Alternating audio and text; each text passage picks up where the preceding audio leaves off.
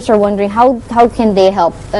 There's the easiest way of helping you out. There is a special competition project that's happening right now, and all they need to do is to simply go to Facebook. Well, yes, we're in a competition on Facebook. We're very short of funds at the moment because we're taking all these emergencies, and you know, we give a good care to our animals. You know, we frontline them every month. We worm them regularly. We give them. We have ladies who come in to cook for them, so they have a really good diet. So they, you know, we have a veterinary clinic, so they have vet care on tap. So, you know, it does cost a lot of money to take these animals into care for them. We also do like sterilisation programmes in the local communities every Sunday. So it all adds up. But we've got a chance to win £5,000 English. We're in a competition. It ends at the end of the month, and we need all the Sri Lankan animal lovers to vote for us. It's a Facebook competition. Pictures, yeah, these are the puppies that we rescued. All these puppies survived. We take a lot of puppies that are found in the middle of the road, you know, that wouldn't survive. Robbie now, he's got all his hair back. He's another hairless dog. Most of the dogs arrive hairless. Okay, the Facebook page, if you don't mind. Right, the Facebook page. Have a look at Facebook. Type Animal SOS Sri Lanka. Animal SOS. It's the like page, because there are a couple of pages, but it's the like page, and you'll see the banners there saying vote for us with all the instructions. So once we need to get all the Sri Lankan animal lovers to vote for us. Animal Sri Lanka. Animal SOS Sri Lanka. Okay, Animal SOS Sri Lanka. Go that on Facebook, like the page, and it's a competition. Now, for those wondering, can we adopt some of the Yes, we obviously we can adopt quite a few dogs out to good homes, but we do obviously have protocols because we've nursed these dogs back to health, invested a lot in saving them, and we want them to have happy lives. We don't want our dogs to be kept as guard dogs, chained and kennelled for the rest of their days, because our dogs are used to freedom. But yeah, we do have a shortage of good homes for these, you know, especially the pups. We've got lots of beautiful pups at the moment, so people can contact us. This is one of our, this is Estelle, she's one of our disabled dogs. She goes to Hydra and she's got a cart. So and she runs along. Of this Estelle was found dumped covered by a load of leaves, and apparently she was there for a week until some tourists, she was in Marissa, some tourists alerted us. We went to find her, and she'd been run over, and basically she was just dying. You just barely see her face. She was just lying in a ditch covered in leaves. So what did you do first? We went to rescue her. Okay. We went out to get her in the tuk-tuk. All right. And we brought her back, and then her recovery started.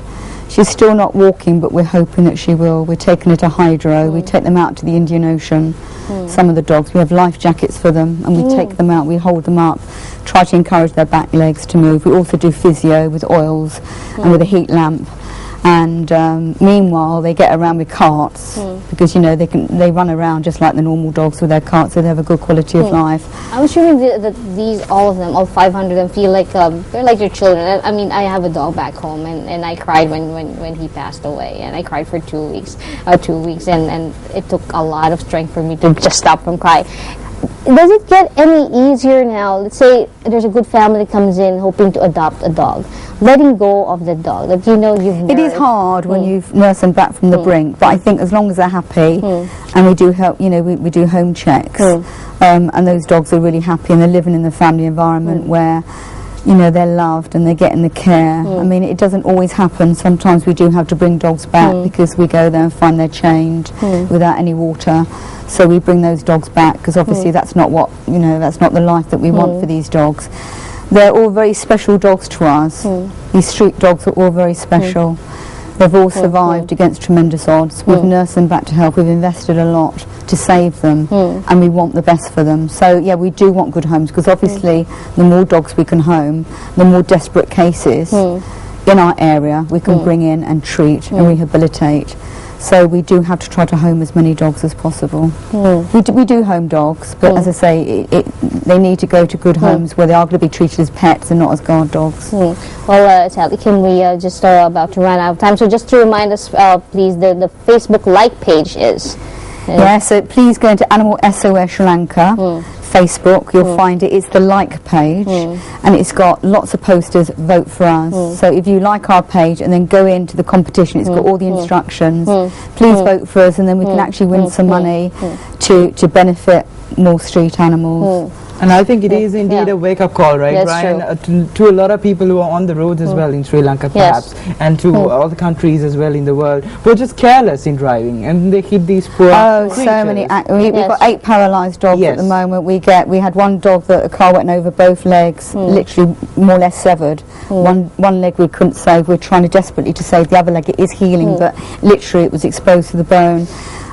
You know, people do need to consider here that there are lots of dogs on the roads, and a lot of these dogs are fortunate if we find them, but when you think about how many animals, you know, are lying, you know, really badly injured on the roads without any help, and they suffer until they die, it's an awful thought. But, you know, people need to adopt more street dogs. Obviously, you know, pedigrees are very popular here. We want to sell the street dogs. You've got beautiful dogs there on the roads. You can see how they can look with some good care. They're wonderful, they're intelligent, they're very loyal, and, you know, please consider giving a home to one of these animals.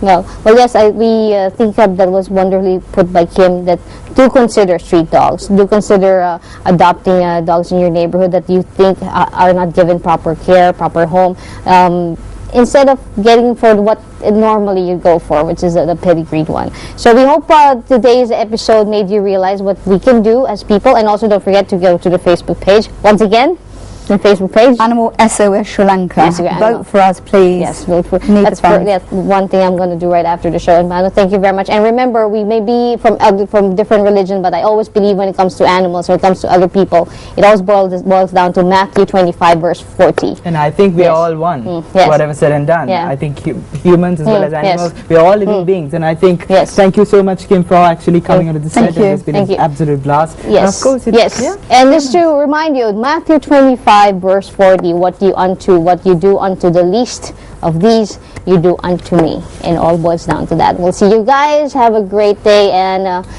have a great day on Gem as well. We'll see you guys. Thank you, Kim. Thank you very much. Thank you.